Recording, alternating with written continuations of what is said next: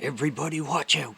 It's the attack of the FrankenBriggs 12, and it's coming for you.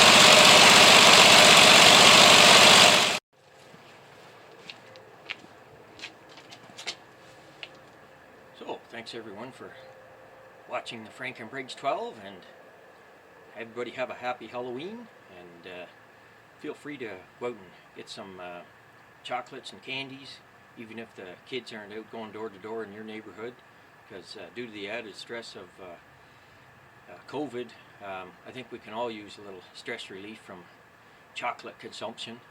So everybody have a happy Halloween. Thanks.